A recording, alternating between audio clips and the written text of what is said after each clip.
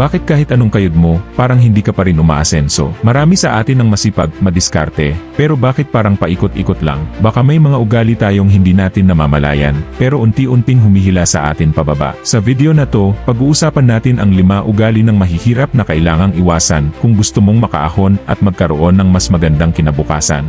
Una, gastador kahit walang kita. Isa sa mga pinakakaraniwang ugali na nagpapahirap sa maraming tao ay ang paggastos kahit walang sapat na kinikita. Madalas nating marinig ang kasabihang, bahala na si Batman, lalo na pagdating sa pera. Marami sa atin ang bumibili ng bagong cellphone, gadgets, branded na damit, o kumakain sa mamahaling resto, kahit hulugan pa yan o utang. Kapag ginagastos mo agad ang pera bago mo pa man ito kitain, nagkakaroon ka ng utang, at ang utang na yan ay may interes. Isang halimbawa, may sahod kang 15,000 pesos, pero ang lifestyle mo pang 20,000 pesos. Hindi unlad ang ganitong sistema. Gamitin ang simpleng 50-30-20 rule. 50% para sa pangunahing pangangailangan, 30% ay para sa mga gusto mong bilhin o luho, at 20% para sa ipon o investment.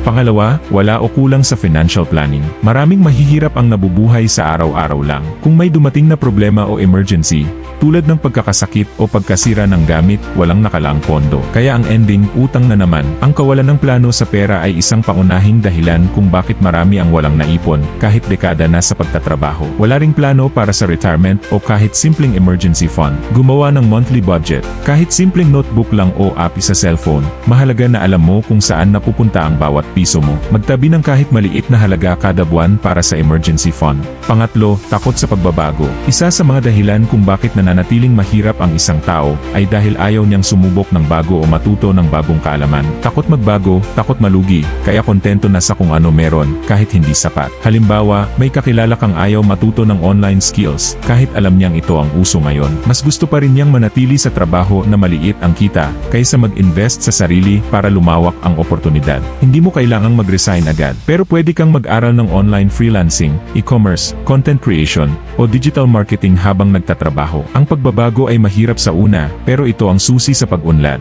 Pang-apat, paninisi sa gobyerno, kapwa, o swerte. Ito ang isa sa pinakakaraniwang ugali na dapat iwasan kung gusto mong umangat sa buhay. Imbes na gumawa ng paraan, inuuna ang pagsisi, kaya ako mahirap kasi ganito ang gobyerno, o wala akong swerte sa buhay, o pinagkaitan ako. Ang mindset na ito ay napakadelikado dahil tinatanggal mo ang responsibilidad sa sarili mong kamay. Ang totoo, kahit anong gobyerno o swerte pa yan, kung hindi mo kokontrolin ang sarili mong kilos at diskarte, hindi ka unlad. Simulan mong baguhin ang mindset mo. Hindi mo kontrolado ang swerte, pero kontrolado mo ang disiplina, pag-aaral, at aksyon mo araw-araw. Iyon ang tunay na lakas mo. Panglima, walang disiplina sa oras at gawa. Ang kawalan ng disiplina sa oras ay isa sa mga ugali na hindi agad napapansin pero malaki ang epekto. Tanghali na gumising, puro scroll sa social media, tambay sa kanto, o puro chismis. Sa isang araw na may 24 oras, gaano karami ang ginugugol mo sa bagay na makakatulong sa kinabukasan mo? Kapag hindi mo ginagamit ng tama ang oras mo, hindi mo rin napapalago ang sarili mo. Kaya kahit may free time ka, hindi mo nagagamit para magbasa, matuto, o gumawa ng extra income. Gumawa ng simpleng schedule. Kahit 1 hanggang 2